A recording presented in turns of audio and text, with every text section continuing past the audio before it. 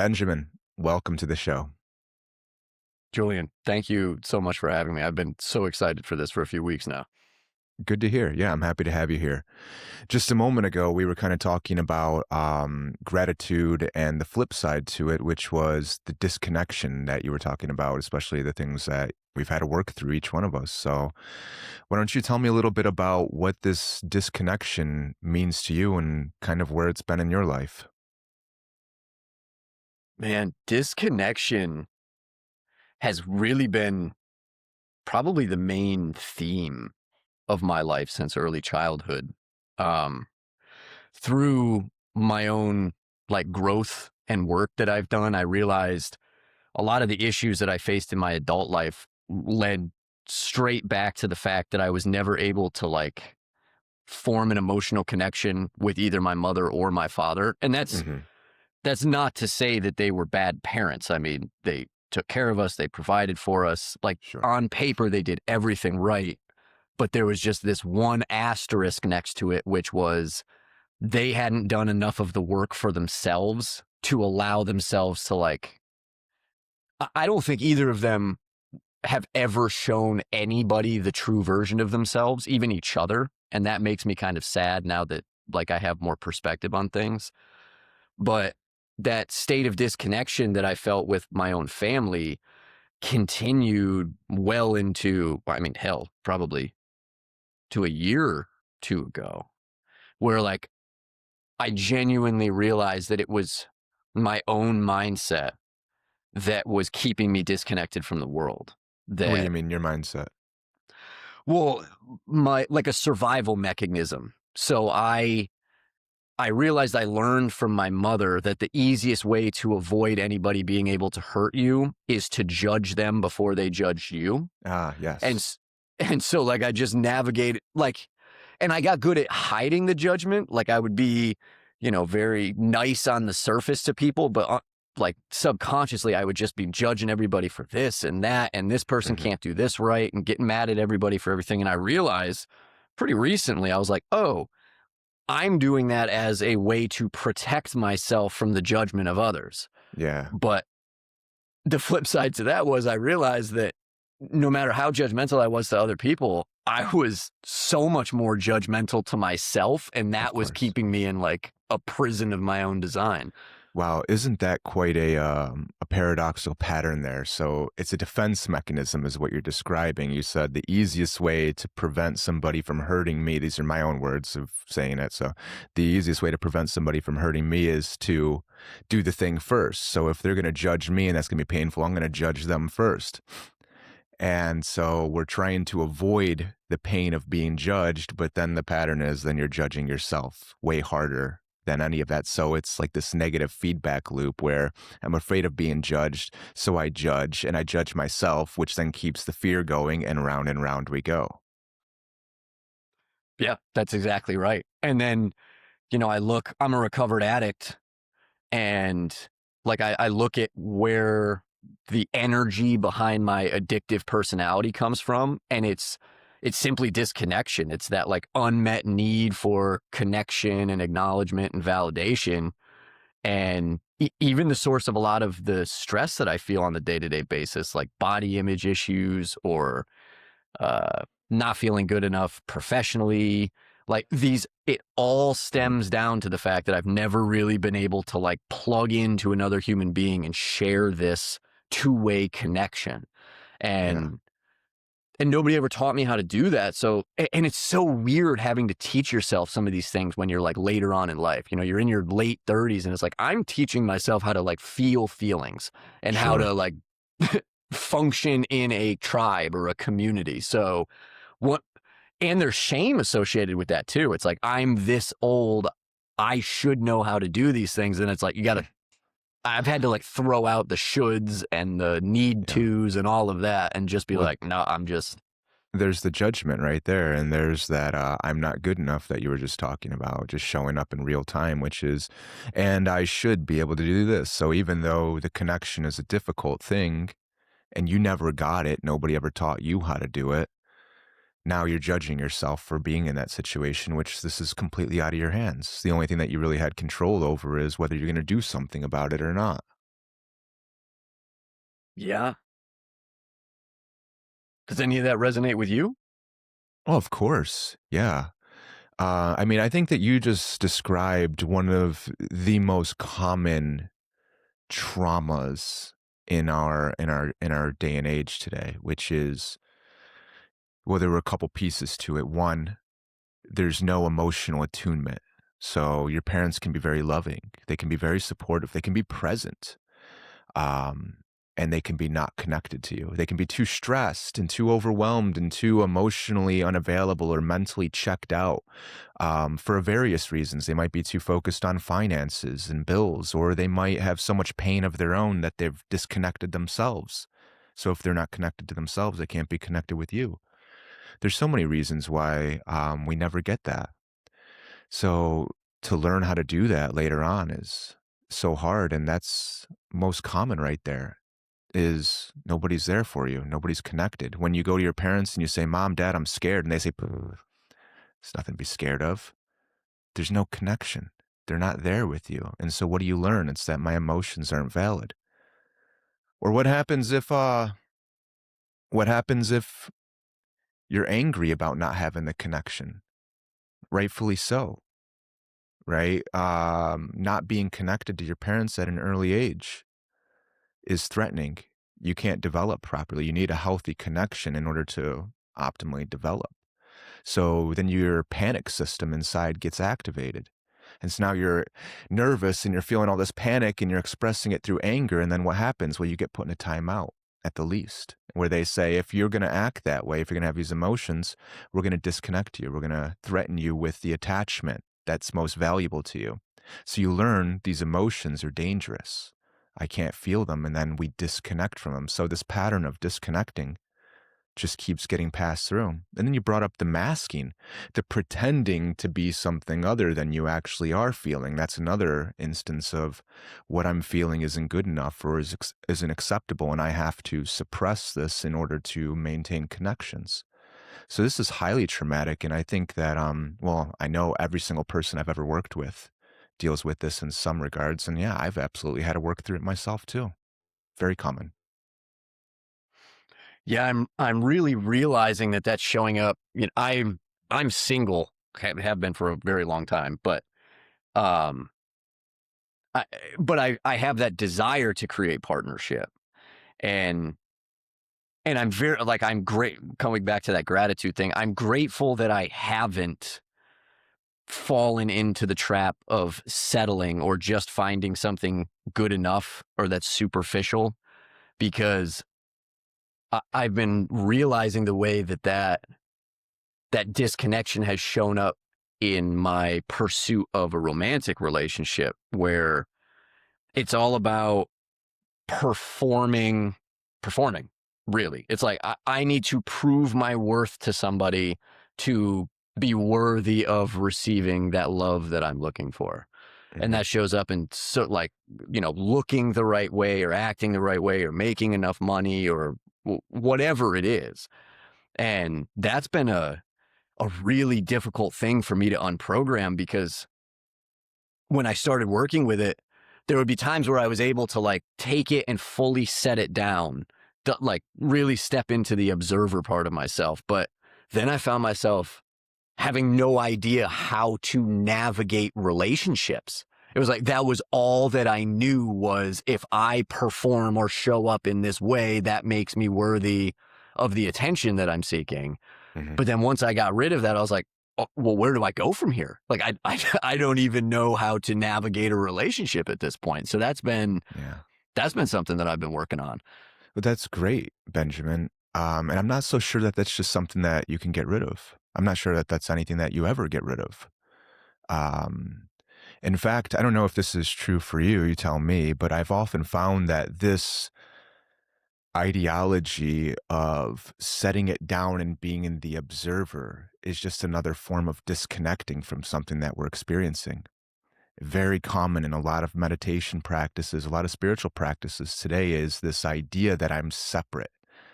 In other words, I'm disconnected from the things that I experience.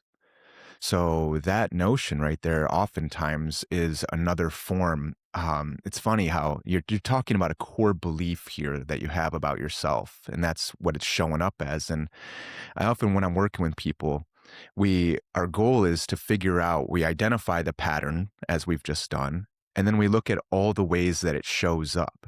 And it's sneaky. It's kind of like, you ever watch those old Scooby-Doo episodes, like the original ones, where they get hired to solve a mystery, and at the end of the episode they have the unmasking, and who is the villain here, and they pull off the mask, and oh, it's old man Withers, the person who hired us to do the job. And so this belief or this pattern is like that unmasking. It keeps showing up with a new mask in all these different ways. So a big part of the exercise here in the work is to continuously see how this pattern's showing up in different ways. And I think that that's one of the ways right there. So, yeah, what do you think the core belief here is that we're working with that's showing up in all these different areas?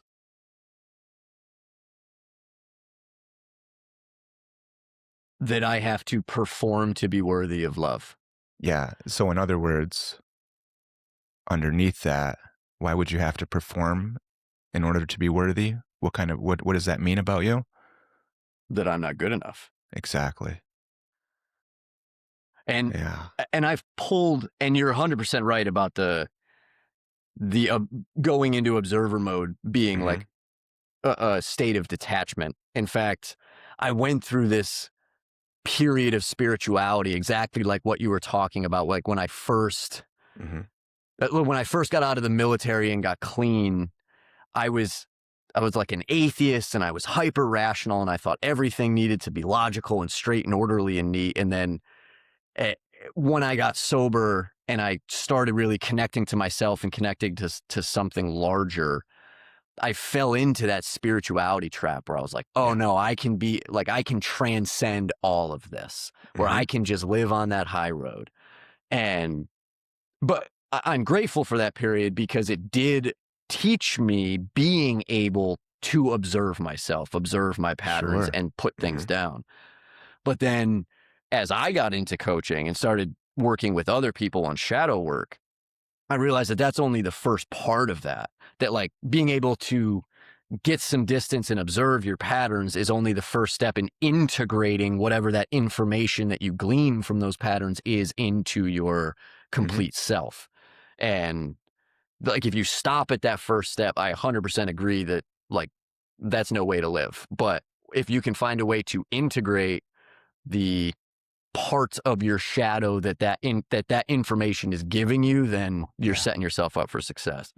Precisely. Yeah, you can't, if you can't see the thing that you're working with, then you can't work with it, right? If you can't look at it objectively, truthfully, honestly, and really see it, well, then you're too wrapped up in the pattern to see it objectively or clearly, and then you can't make choices. I always say that awareness is the prerequisite of choice. So if you can't build the awareness and see the pattern clearly, there's nothing you can do. So, I mean, since we're on this topic, if you're comfortable with it, let me ask you, I mean, personally, then, if you're working with this belief of unworthiness, I'm not good enough, what do you do with it? Press forward in spite of it.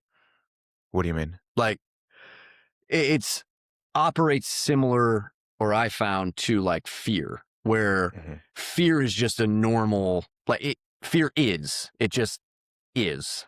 And you have the choice to either let it cripple you, or you have the choice to press forward in spite of fear. And it's in the pressing forward in spite of fear that gives you feedback that what you were afraid of wasn't something that you needed to be afraid of, or as afraid of it as you were. And I have found that starting with that belief that I'm not good enough, like, and maybe this is the wrong way to go about it, but I have found that if I can gaslight myself just enough into going like, no, because at first you're not going to, you can't, I, I've tried this. No matter how many affirmations you say in front of a mirror, it's not going to change what you believe. At least for me, I nothing changed in terms of my belief until I started giving myself like energetic and physical evidence that I was good enough. And once that stack of confidence or evidence that the way that I was viewing myself was not accurate, that it started to like lose its grip a little bit. So it was like I just needed to show up and do what I was going to do in spite of that feeling that I wasn't good enough. And then over time, the energy has been like dissipating from that belief. It's not fully Mhm. gone, but over time, operating even through that belief has de-energized it a little bit. Gotcha. So let me ask here if the dynamics here are you're pushing forward despite a part of you being very resistant to it, and you're gaslighting yourself just enough to push forward. And even though there's like a danger sense or a pain here, a lot like fear, there's something telling you something's off. You can push through it and persevere. And then if you stack up enough wins or enough momentum, in a sense, then some shift starts to happen. So if I got that right, did I get that? Is that accurate? Yeah. Yes. Okay. So then the question is, how are you treating yourself? Like, what's the relationship if that's what you're doing? It, man, I've realized recently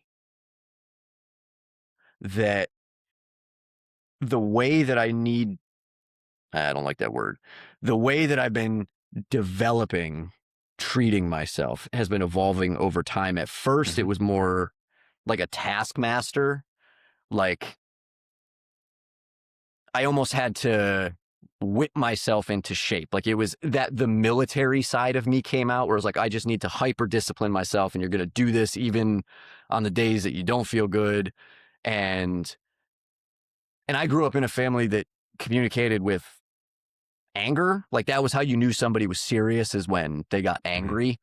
And so I found myself, that's how I would communicate with myself at first when I started this process, was like I would disappoint myself to the point where I would get so upset with myself that like I would yell at myself, and then that would work for a little while, but then I mhm, would meet that resistance again, and then stuff would start to fall out of alignment. And it wasn't until I don't a little while ago I had this overwhelming like desire to be a father. I don't know why that instinct kicked in, but like recently I've been trying to treat everyone, including myself, just like an understanding and loving father. And I've realized that communicating with myself in that manner, so like instead of getting angry with myself or trying to force myself into submission, like literally just sitting there with myself and being like, hey buddy, like I understand that what you're going through is hard or that you're scared, but like I'm not going to abandon you. I'm sitting right here with you. And it's weird because you're talking to yourself, which is weird. You would think you shouldn't have to tell yourself that you're going to be there with yourself, but being somebody who abused substances to escape for as long as I did, I realized that that was me abandoning myself. Is like mhm. when I met those triggers and I would get scared and I used a substance to escape, that was me abandoning myself. And so now being able to sit with myself just in silence and like a quiet strength and just be like, hey, like I understand that you are going to have to get you're going to have to make mistakes because I'm navigating waters that I've never navigated before, and getting upset with myself for perceived failures only makes things worse. It like sends me straight back into the shame spiral. So it's sitting there and giving, I know this is a term that gets thrown around a lot, but giving myself grace of being like, hey, I understand that you're going to make mistakes, but we're going to face them head on and navigate this together. And I'm here for you if you need me. Like just showing up with that gentle kindness has made a huge difference in the way that I, because when I feel that fear creep up, it's no longer overwhelming, and I don't really feel the need to escape from it anymore, because it's almost like I've got this. Like I've got my own back, and therefore this fear isn't something that I need to be afraid of. Mhm. Okay. So we've got a couple different things going on here then. So the first part that you were telling me about is you were telling me the way that your family communicated and how that impacted the way that you treat yourself, which I don't know. Tell me if this is accurate. The word I would use to describe it with like the I need to whip myself into shape, like the military, authoritative. Hmm? Yeah. Um, Very. very authoritative. Yeah. Dominating in a way. And so if that's similar to the way that your parents raised you, which is where the disconnect originated from or was handed to you, in a sense, then you were treating yourself that exact same way. It was the only way I knew how to treat myself. Yeah, of course. Yeah. Yeah. That's usually how this goes is this is what we learn connection looks like. This is what compassion and love essentially looks like is the relationship that we have with our family growing up. And so of course we continue that same thing. Yeah, and I grew up in a spare the rod, spoil the child type family Hmm. where have you ever heard that phrase? It's Of from the course. Yeah. Bible. Hmm. And like we would legitimately, my grandfather was a woodworker. So he would make these thick paddles, and they would be intricate in design, but we would get severely reprimanded with those. And like that is the physical manifestation of that energy that you're talking about, where it's like, Hmm. I don't know how to guide you in a loving way, so I am going to beat you into submission. Yeah. And that's, as crazy as this might sound or as paradoxical as this might sound, that's an expression of love. Oh, That 100%. Yeah.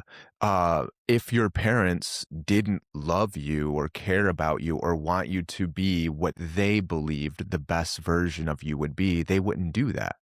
They would just, you would just disappear and they would just get further and further away from them. There would be nothing pulling you in.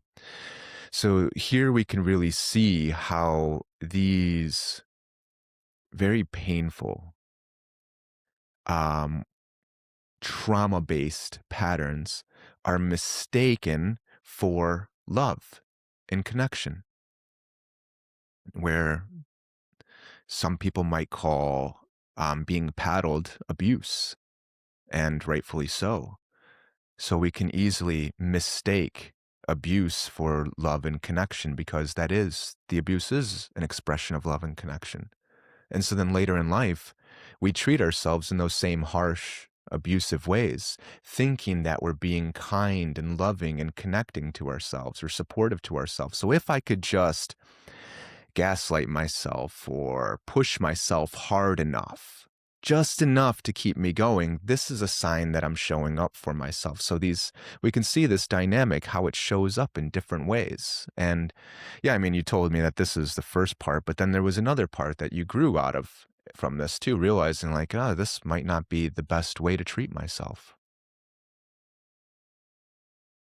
Which was the kind and understanding father. How's that work for you? Actually, very well. Yeah. In fact, not just with myself, but with the world around me as Hmm. well. Like a lot of people probably won't believe this sentiment, but I genuinely believe that everybody's just doing the best that they can. And Sure. it's taken me a long time to reach that point, because there's a lot of things that frustrate us in the world, but or I guess a lot of people that frustrate us in the world, but everybody's on their own journey, Hmm. and they are showing up in the exact way that they were either shown how to, or they have learned that is the most uh, beneficial way to show up, even if that's self-serving. Like we look at all these negative aspects of society or the people around us, and we think that it comes from a place of malice. And I don't think it's malicious at all. Like I think ignorance or a state of being disconnected from the greater community, because people who are able to hurt other people to serve their own ends, I feel like they almost have to be a little disconnected, because once I found with myself that once I've been able to tap into that community, that if I hurt people around me, like it's almost like I'm hurting myself, because like I see myself reflected back at me and all the people around me. So Sure. like I don't think that the evil in the world comes from a place of malice. I just think it comes from a place of ignorance. Yeah. Or isolation. Like if you were talking about your dad and your grandparent, your granddad, like your dad learned those patterns from somewhere. Sounds like from his dad, and he learned them from somewhere, probably from his dad. So these patterns get passed through the generations, and we know from fundamental research that these trauma patterns and the adaptation to those patterns gets passed through the generations, even if you're disconnected from your parents. It gets stored in your bodies from the early developmentals, where it's in utero, prenatal. So these get passed down in the body. I think that a lot of the times those patterns are so painful that we can't be alone with with that pain. And the only thing that we know how to do is to bring others into that pain.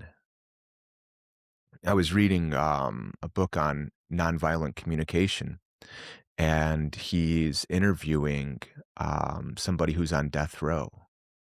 And this guy has committed just terrible, terrible atrocities against children. And he's listening to his story, and he's talking to him. And in a moment of tremendous compassion and understanding, he says, "Wow, you never meant to hurt anybody, did you? You were just in so much pain yourself that you couldn't be alone with it.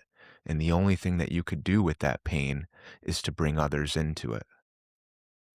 And that moment right there actually opens up some doors where, again, we can see things a lot clearer in that sense. Like, wow, that was actually it.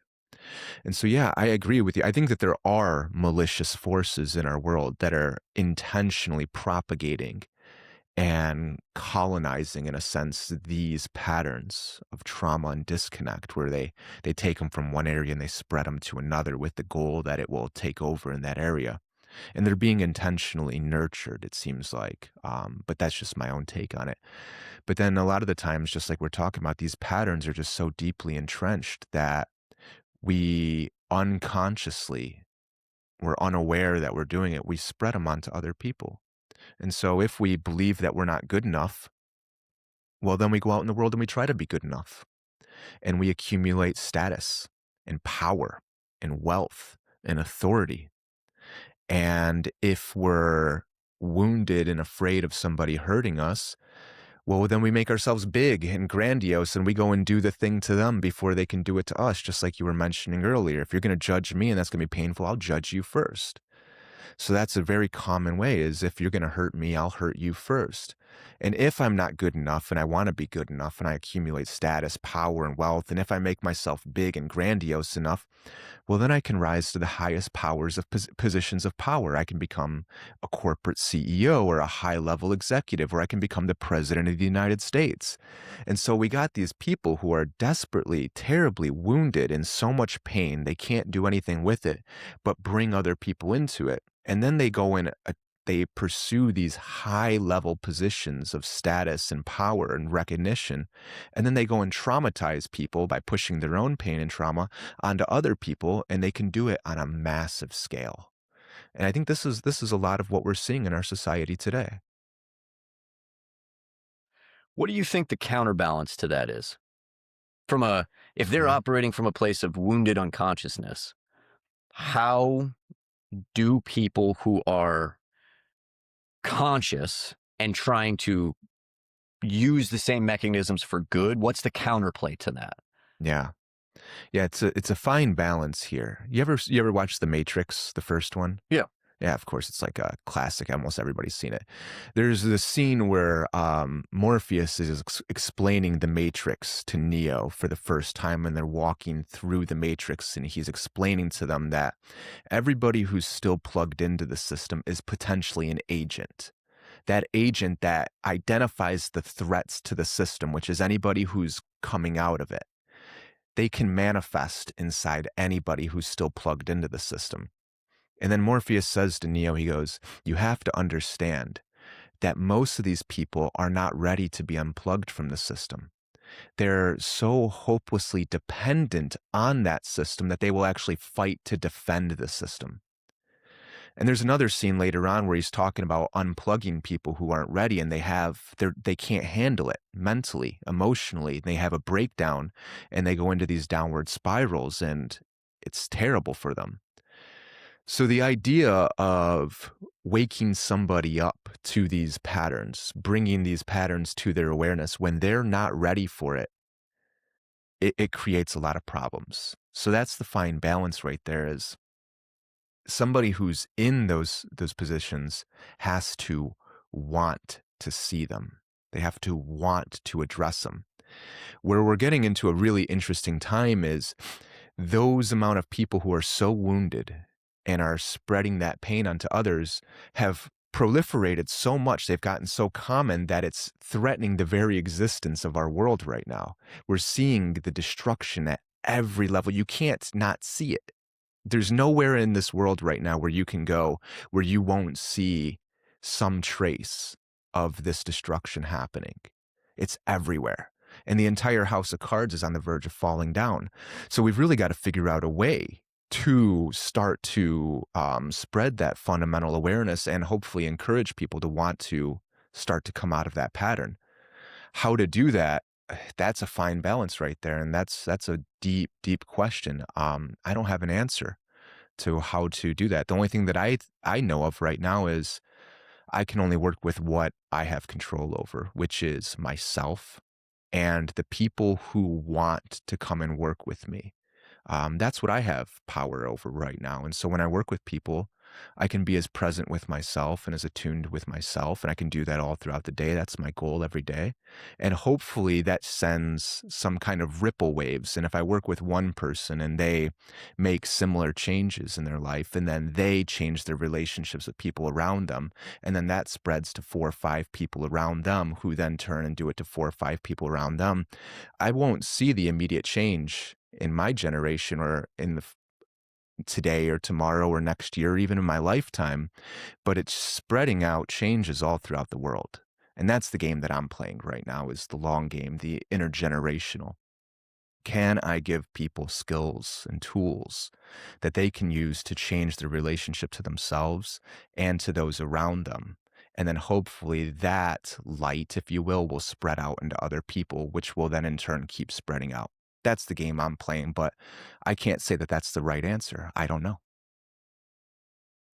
That is the solution that I landed on, simply because it's the only one that I have control over. And Mhm. I can't concern myself with things that I don't have control over. Yeah. It's tough. It's so tough. Like, a question that I've grappled with my whole life. This will be a fun one. Let's talk about this one together, because I mean, maybe you can relate with this in some sense. Is child abuse was very powerful for me. And when I was a kid, I always wished that somebody would step in. There were people who would see the things happening. And I always wished that somebody would intervene, but nobody ever did. And so when I was like, I don't know, 14, 15 years old, I was completely living on my own at that point. Um, and so when I started getting older and I would see it out in the world, I always wondered, how do I be that person who intervenes? How do I get involved with that? And I've heard lots of answers. You might hear like a spiritual answer, which is that's their karma, that's their path, that's their path to overcome or to learn from and to grow from. Um, and on other hands, you might hear people say that as a bystander, as somebody who sees it, it's your job to do something with it. The what? though, what you can do is the question. So I'm wondering, what do you think about this?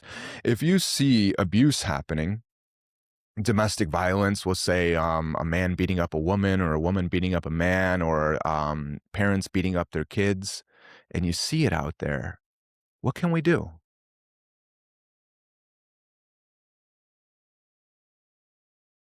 That's a great question. And I don't know if I have an answer for you Yeah. because it that's a hard one too because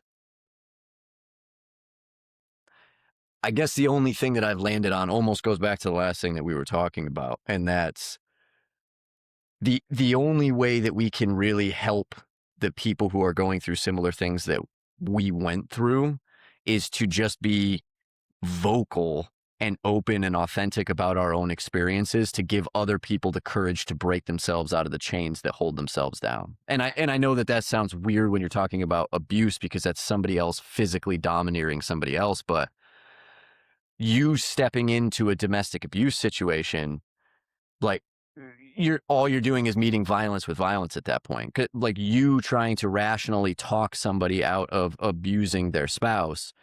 uh, if somebody is in the mindset that they think it's okay to abuse another human being in the first place, kind words, unfortunately, at least in my opinion, are not going to do anything in that situation. And even if you try to go seek the authorities or tell somebody about it, like that person who is in that situation has had the autonomy to go and report that thing themselves, and they haven't. And therefore, they are probably going to defend the person who is abusing them in the first place. So then you're left with this quandary where it's like, okay, well, is there even anything actionable to do in these situations? Now, I think with a child that might be a little bit different because they're helpless. They can't do anything for themselves. So then maybe reporting is the option there because there are services that can get involved. But I think maybe I'm speaking mainly to people who have the autonomy to remove themselves from these situations and aren't. The only thing that we can do is share our stories and give them the courage to break themselves out of those situations. Because short of that, I don't think I have a better answer. Mhm. Yeah, it's a tough one, isn't it? When I lived in Chicago, I saw a massive domestic violence situation one time, and I was walking with my two dogs, and I went up and I was, 26, 27 tops, right around there. And yeah, I was studying therapy, so I figured, yeah, let me go and try and apply some of the stuff that I was working on. And I went over and just talked to them and said, "Hey, are you guys okay?" And I sat with them for about an hour and just listened to all the stuff that they were going on and presented them with some questions. It turned out that the guy who was beating up the girl was a gangbanger in my neighborhood, and I had just stuck my nose into something that I probably shouldn't have.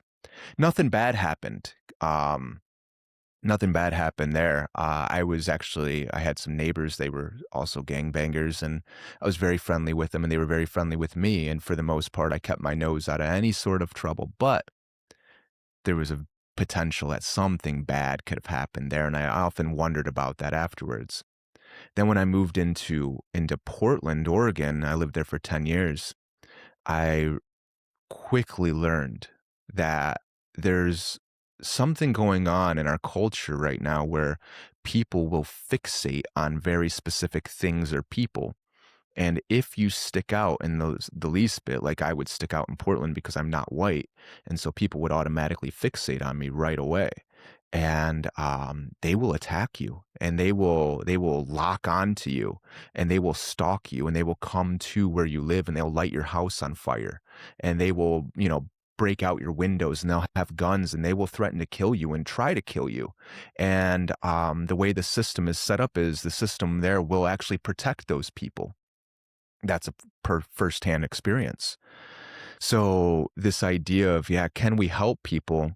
Well, the saying is, when you're on a plane, they always tell you you got to secure your mask before assisting other people. And if you try to help somebody and then the consequences are so grave that it makes you sick or that it takes away your freedom, yeah, we have to really question, to what level can we engage with it? That's what I think about. Of course, if I was like a great sage like Jesus Christ or something, I might have the ability to immediately intervene, but I don't have those skills or powers. So a lot of the times it comes down to how can I help other people? And the only way that I can really help other people is by helping myself first. And unfortunately, I can't get involved with a lot of that stuff today. So I can have great empathy with why so many people didn't get involved with my situation when I was a kid. I appreciate you sharing that, though. That is a unfortunate circumstance.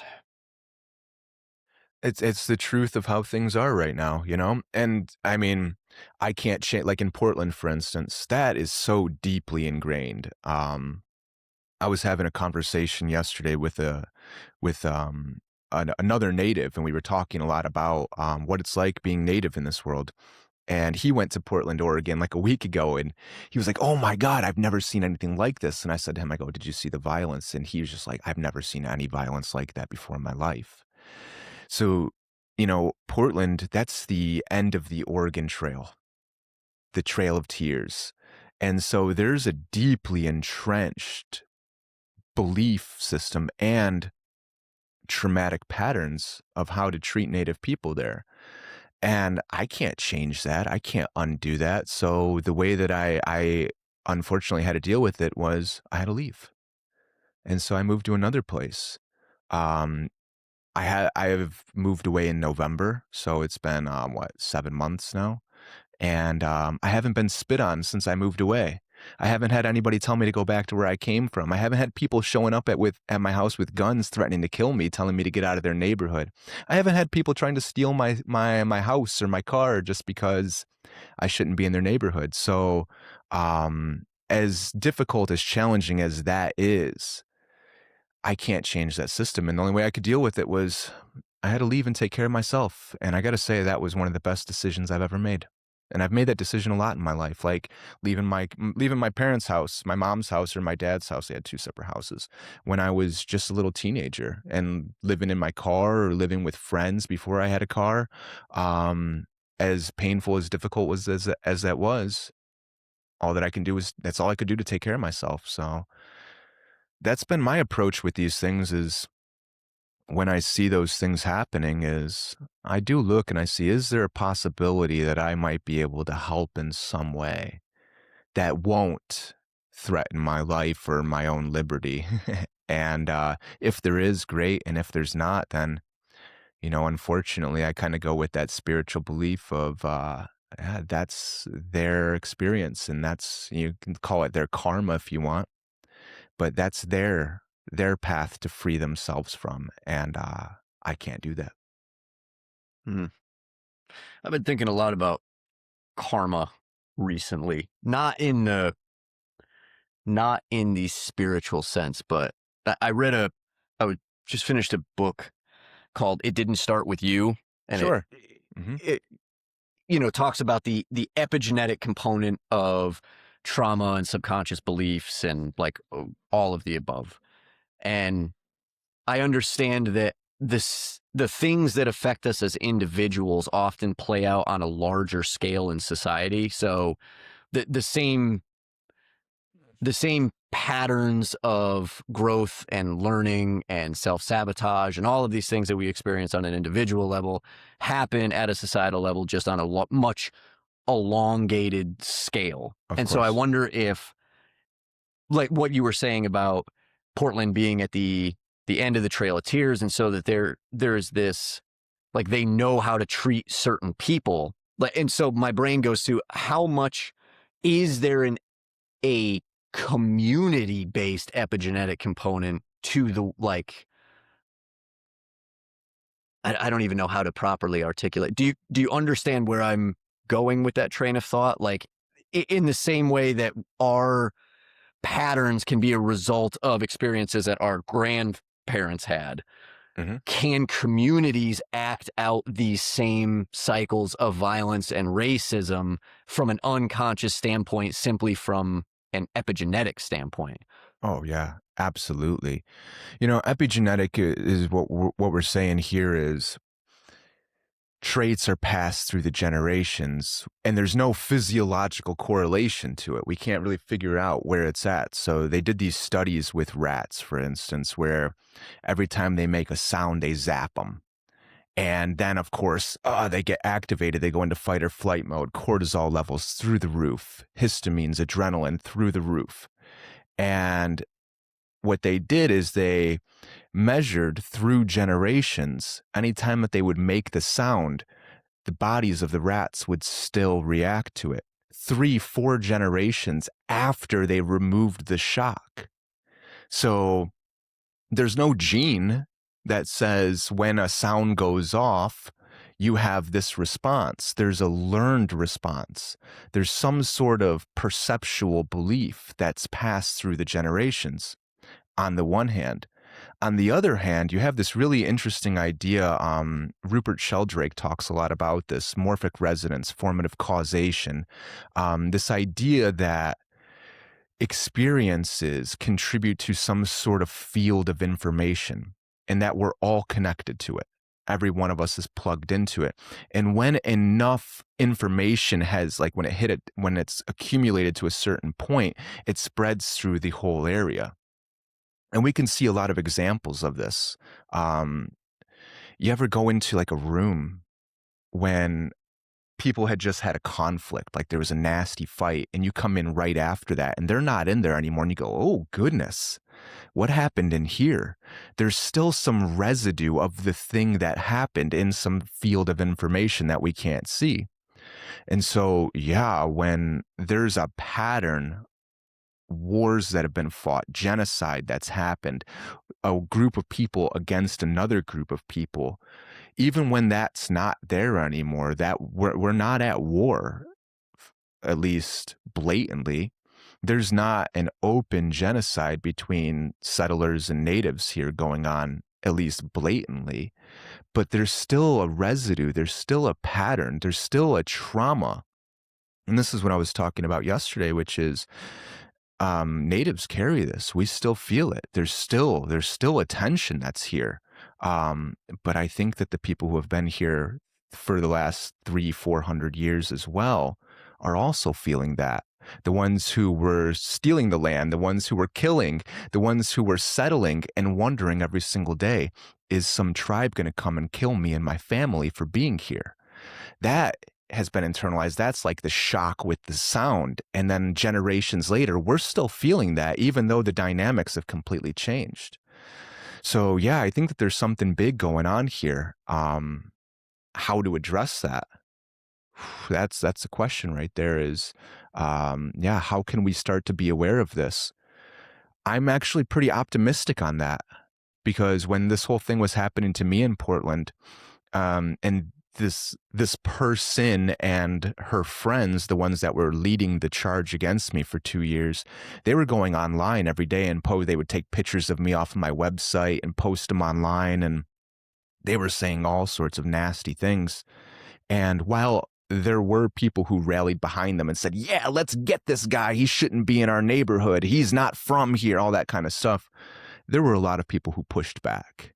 And there was a lot of pushback on it. She got banned off of Nextdoor, for crying out loud, which is regarded as, a very confrontational platform. And there were a lot of people on Facebook as well who really pushed back. So, that was that gave me a little bit of a sense of hope. But ultimately, yeah, I can't deal with that. So yeah, we got to take care of ourselves. I don't know what to do in that situation with that racism. I've always wondered, like, where can I go? Where can I go where I'd be safe? Right now I'm in a pretty safe spot. I feel pretty comfortable here, but that's the question. That's what the lineage and the pattern has been, is displacement and seeking some refuge. And that's what caused this problem to begin with, was people leaving authoritarian regimes and oppression and trying to seek solace and safety, and then going and taking it from somebody else. So I can't exactly just keep leaving, and I don't think that we can. There's got to be some balance of taking care of ourselves and also engaging with the pattern that's at play, as painful and as dangerous as it is. I wish I had answers, but I do not. Yeah, it's a tough one. All we can do is really keep doing it. Just keep engaging with it and keep trying to be aware of it. I think a lot of people want to avoid these things. And I mean, that's what we do. That's like these patterns that you and I were talking about early on is I got this pain. I don't know what to do with it. So either I avoid it or I bring other people into it. And I think that if we can really start to add to that community or that field, can we turn and look at it? Can we try and see it as it is, honestly, truthfully? Can we really look at what's happening here? That awareness is the fundamental. That's the baseline if we're going to make any choices in terms of what we do. So, I had a teacher who told me with that abuse for kids, just give them some compassionate eyes. Just see it. Don't turn away from it. Don't look away. Look at that kid and show them some compassionate eyes and show them that you see them. Look at those parents and show them that you see them. And don't look at them with judgment or maliciousness or hostility, but compassion and understanding. And that's what I've really been practicing. I find it's actually pretty darn powerful. I didn't agree with him at the time. I was like, that's bullshit. You need to get in there and do something. I was a lot younger and a lot more angry at that time. But yeah, that's what I've been doing now. And I actually find that it's pretty useful. Yeah. I I actually along those like that was what inspired me to write my book in the first place, which Hmm. I understand you didn't want to read it prior to our conversation, but before we go, make sure you give me your email because I definitely want to send you a copy. Sure. Um, but my book's called Sincerely America, and it's a collection of letters written through the voice of America, taking accountability for all of the missteps that we've made throughout the years, and then apologizing to all the groups of people that still carry the pain of those decisions. And because for so long I was so fired up about like getting out there and making changes and like having an impact. And I don't want to say that I've given up on that, but I've realized where my ability to affect change ends and where like dreams begin. And so I realized that just bringing stuff into light sometimes can be the best thing that we can do. Just acknowledging the things that exist and not looking away from it that can sometimes have the biggest impact. Yeah. And I mean, you were talking about it earlier, Benjamin, which is the stuff that we're seeing socially, globally, in our communities and across the world is an external manifestation of something that we're all carrying individually, internally. And I mean, as you're working with this belief of unworthiness, I work with it, and everybody that I've ever worked with is working with it. And I mean, if we look at all of those conflicts that we've seen, how many of them have that underlying belief of unworthiness and the need to exert myself or prove myself to another group of people? It really can breed a lot of conflict and a lot of pain and despair in lots of ways, not just the belief of unworthiness. So us taking that look at ourselves and then really working with those patterns on an individual level, I think is key to making big social changes on a collective or global level. I think that's the only thing we can do. But even from a like a trauma based level with having children, it's like I've doing the internal work and then manifesting the effect of that internal work as you raise a new generation is probably the biggest impact that you could ever hope to have on the Hmm. world. It's Yeah. like I'm going to resolve the issues that my grandparents, great grandparents, and parents weren't. Well, I don't want to say weren't able to resolve, but weren't able to fully resolve. I'm going to add my contribution to processing whatever that is, and then passing on the setting my kids up for the best chance of success that I possibly can. And like that's the Hmm. biggest impact that I could ever hope to achieve. And that's huge. That's huge. It's really important to make sure that our kids are not responsible for our own healing. And we want to, yeah, address those pains that we carried. And then we can traumatize our kids in a whole new array of ways. I laugh, but unfortunately, that's what we do. With the best of intentions, and that's life. Is we've got to figure this out. At least the input changes. So the input that you and I have is, harshness, abuse, or disconnect. And then if we work with that and we find out ways, can I be more present with my own emotional experience? Can I be present with my kids' emotional experience? The input for them is completely different than what we had. And so we do enact major changes, and then we can hand, a whole new legacy to our kids to work with. And we do see significant changes in that sense very quickly, actually. Yeah. You have children? No, no, I decided when I was 26 years old that it wasn't for me. But, That still hold true?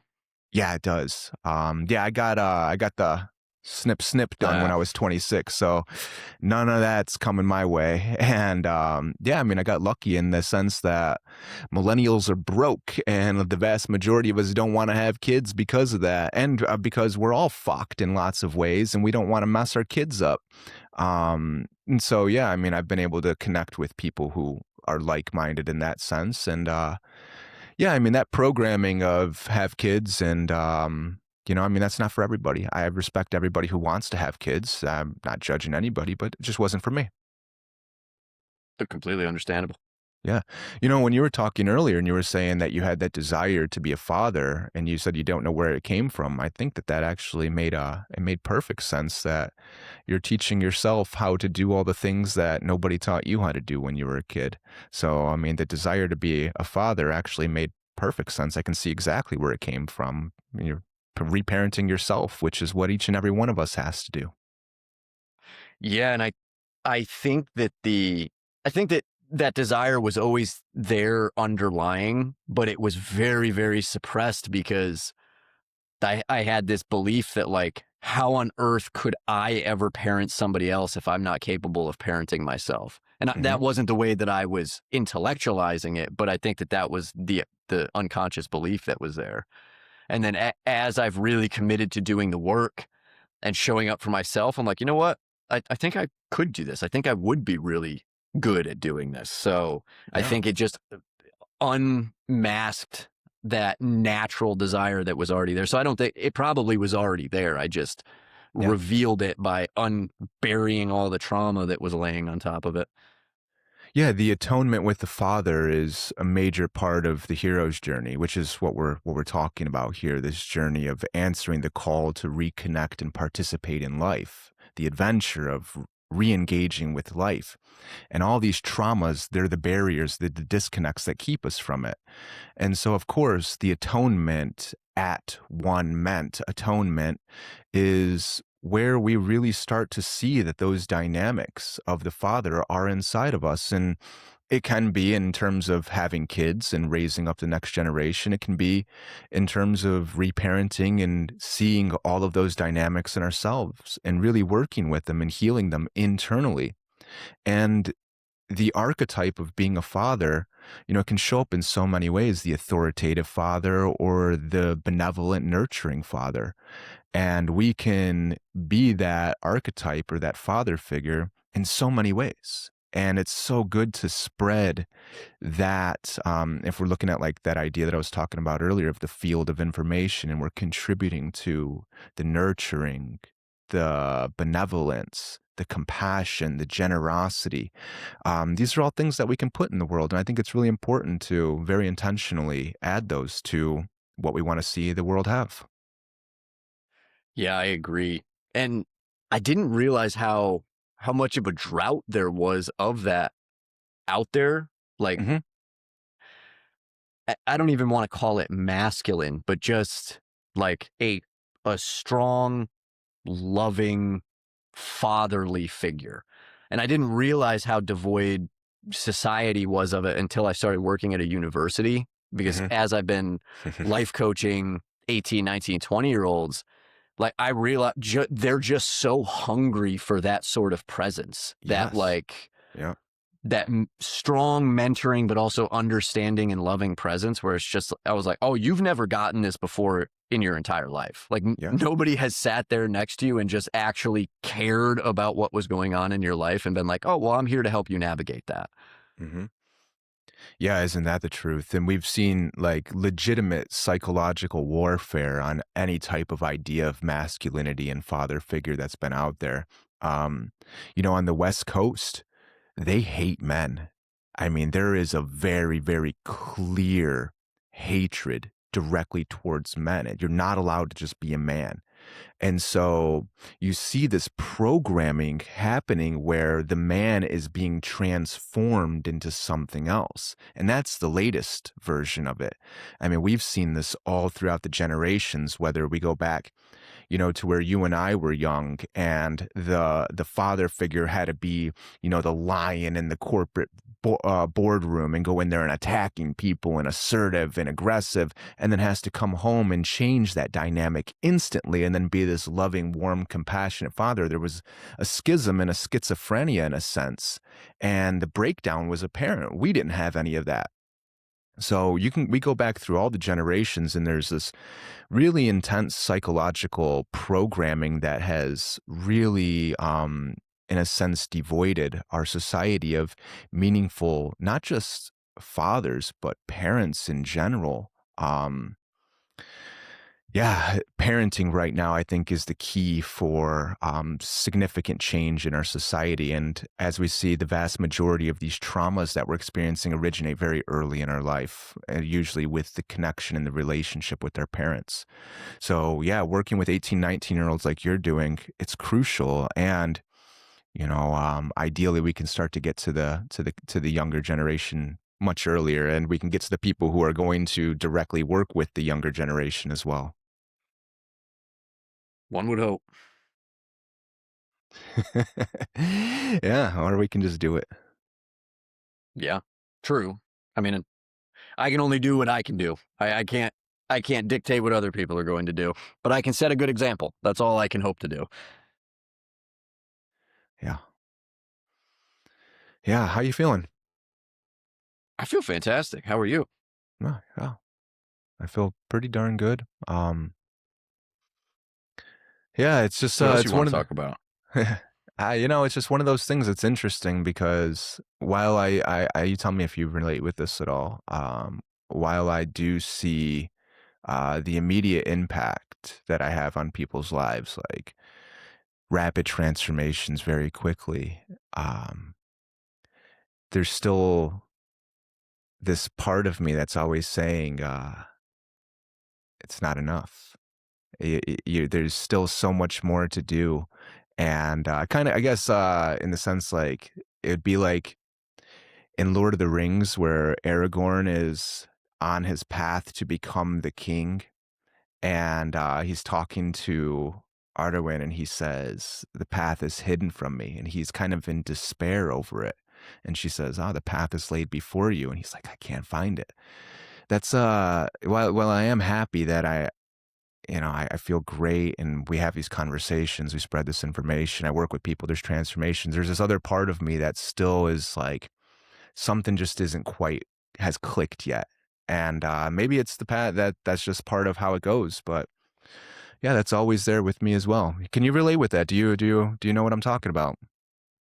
I I do, but I'm working at it from the opposite end of the spectrum Hmm. where there was actually a good period of time after I put myself back together after getting clean and like re-engaging with the world. I I was dead set on becoming the president of the United States. I was Hmm. like, this is absolute bullshit that we cannot get a leader who can do anything correctly. And I was like dead set on doing whatever I had to do to find my path to becoming the president, to set the example for people of how this shit was supposed to be done. And like that was what led me to creating my solar development nonprofit and writing my book. Was like this was all foundational for me to try to thrust myself into the limelight to attain the highest position in the land. And then after pursuing that very fervently for a while, like the misalignment in that endeavor started to really grind on me. And I kind of took a step back, and that was when I got into psychology and went back to school to study psychology, and then got into coaching. And so I guess what I'm trying to say is my path was one of like shooting for the stars and then realizing that the most important impact that I could have was taking my ego out of it and reeling back my expectations of the impact that I was supposed to have. That Sure. for me, the greatest impact I could have is randomly sitting down next to somebody on a park bench and giving them 2 hours of my time because I have no idea what that person's about. They could go back into the world and have a massive impact, and that could be attributed to me, but I'll never know that. So Mhm. it's untangling my ego from the path that I'm supposed to be walking has been very important for me because I I always felt like I was destined for such greatness, and it felt like putting that down was me betraying myself. But at the end of the day, I realized like, well, I don't need to be the most famous person in the world. I don't need to be president. I don't need to, like, as long as I am authentically walking my path, that's all I need to be doing. And even then, I don't even need to be able to see. All I need to be able to see is the next step of the path. I don't need to be able to see where it's going because I get in my own way when I can see the end of the path. So just focusing on putting one foot in front of the other every single day has actually made my life like much more happy and simple. And like, Sure. if I'm happy and I'm vibrating that energy of gratitude and happiness and like, then it makes the whole world better. So I've kind of stopped shooting for the stars and realized that maybe my job is just to handle what's right in front of me. And I'm really happy doing that right now. Yeah. Yeah, that's a great way to put it. Yeah.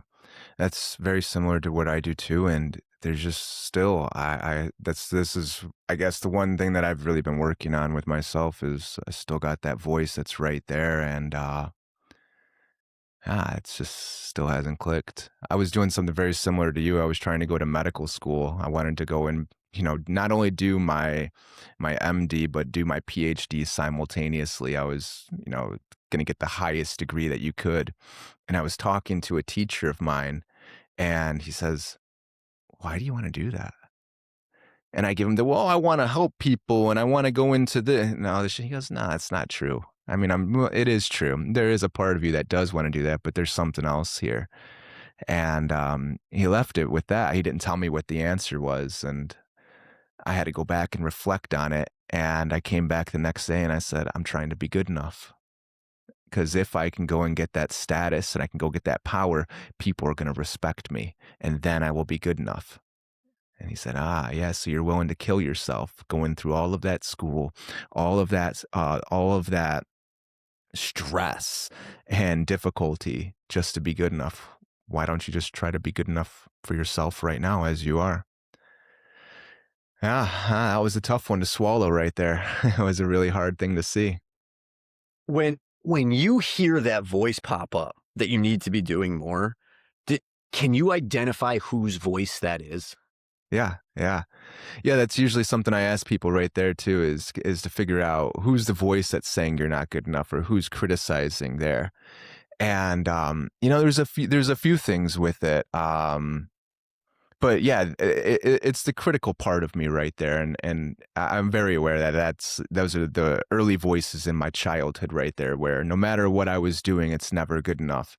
Um, and yeah, that's just it's always there, and it really can cloud things. It can really get in the way of a lot of things. 'Cause I mean, realistically, what else could you be doing right now? Yeah, the hard part that I've really been focusing on this last year was I was afraid of putting myself out for people to see. Even when we're having this conversation right now, I'm thinking there's that voice that's right there that's saying I should edit the last 10 minutes of this conversation out because I really showing a part of a thing that I'm working on. And it's something that I've worked on for a long time and it ebbs and flows. I have times where I make great progress with it. And then there's times where it's very powerful and I have very little progress with it. And so even here, I'm thinking to myself like, oh, I shouldn't put myself out there. That voice is, it's right here. So that's the thing that I've really struggled with over these last 2 years is putting myself out there. And that's part of why I do these conversations now. And that's why I make videos that I put out for people to see and stuff like that. So in terms of what I could be doing right now, I'm doing a lot of that stuff already. And I don't really know. I don't really know what else I could do other than just keep doing those things that I'm already doing, keep putting out the things that I'm putting out, and working with that voice that's sitting there saying, you shouldn't do that. You shouldn't put yourself out there. It's dangerous. So it's here. It's always there. Do you feel like that there's even any work that needs to be done, or it's just something that needs to be acknowledged? Um, you know, I don't know about just acknowledge because I acknowledge it right away. And it seems to me like it's a barrier that stops me from engaging with life in the way that I really want to, or that life is calling me to engage with it, is that voice that's saying, don't do the thing. Stay right there. Close yourself up. Protect yourself. Just be comfortable. Um, and so that's that. There is some work that has to be done with it, and I think that a big part of it is being willing to step outside your door, being willing to step outside the door and go on the journey. And every journey that I've ever gone on has been scary. And this is one of the things. This is one of the things that I've always had to work on, and I don't regret any of the adventures that I've gone on. But this has always been one of those things that has been a barrier to doing those. So, it's just like the not good enough. It shows up constantly, and I don't think that it ever really goes away. It's just one of those things that I just got to continue working with, and it's what everybody is doing that I see at least is just continue working with it, and ideally nurturing it in a way so it doesn't have so much control. Yeah.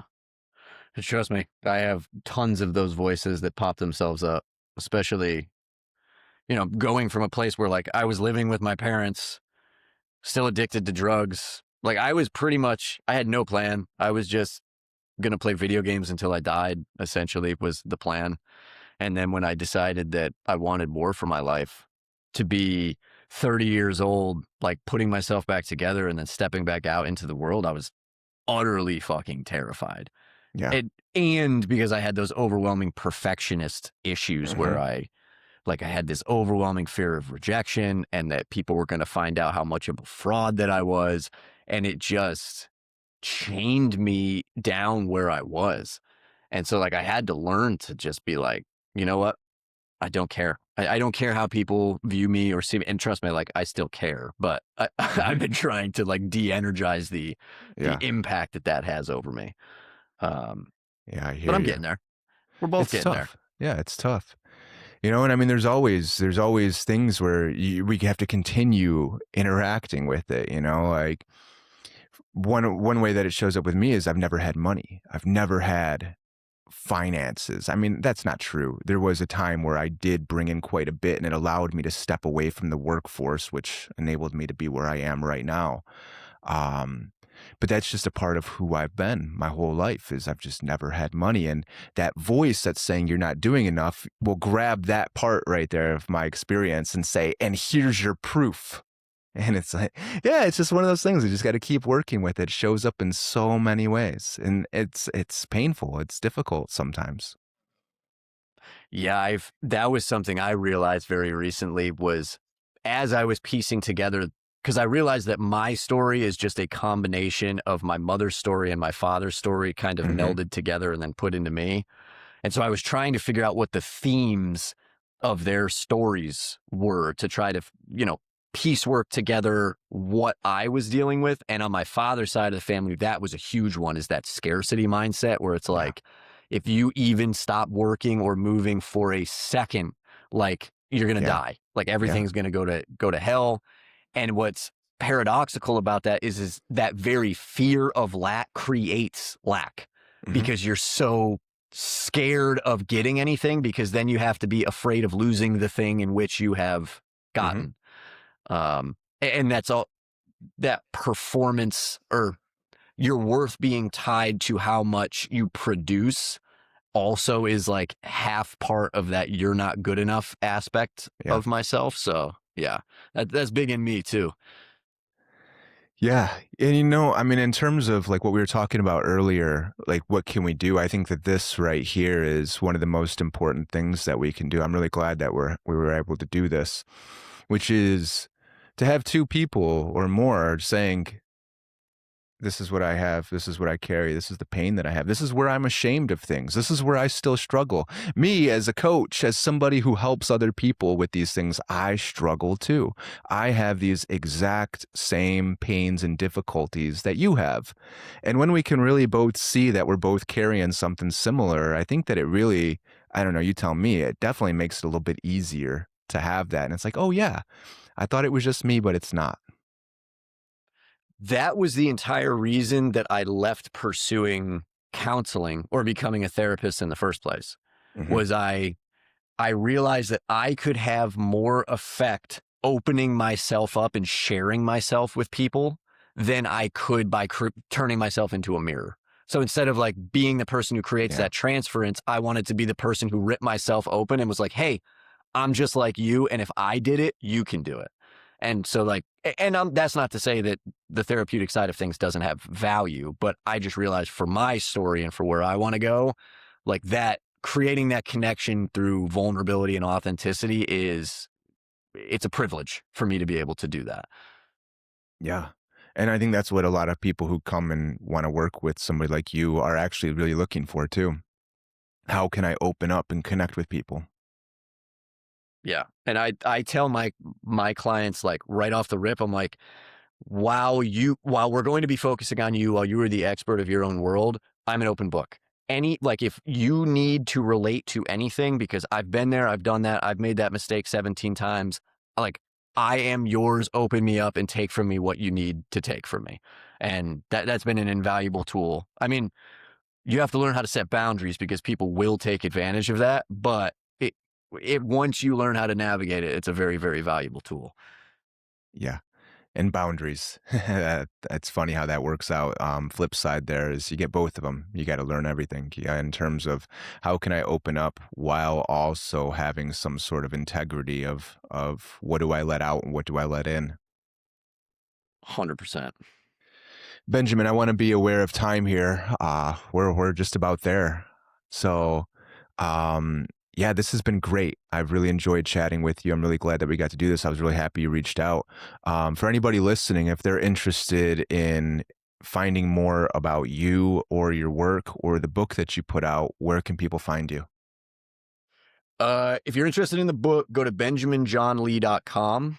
If you're interested in my work, go to theinitiationsource.com. And if you just want to have a conversation with me or reach out or get in touch with me, Instagram's probably the best place to do that. And I'm at benjamin.john.lee. Terrific. I will make sure to link all of those in the show notes. Benjamin, this has been fantastic. Is there anything that you want to leave people with before we part ways? Just be kind to yourself. Like, as somebody who has perpetually just been my own tyrant, just be nice to yourself. Treat yourself the way that you treat, okay, maybe that's not a great advice for everybody else, but if you treat other people kindly, treat yourself the way that you treat other people because some days the kindness you give yourself is the only kindness you're going to get. Yeah, great message. Benjamin, thank you so much. This has been lovely. Yeah, Julian, it's been fantastic talking to you.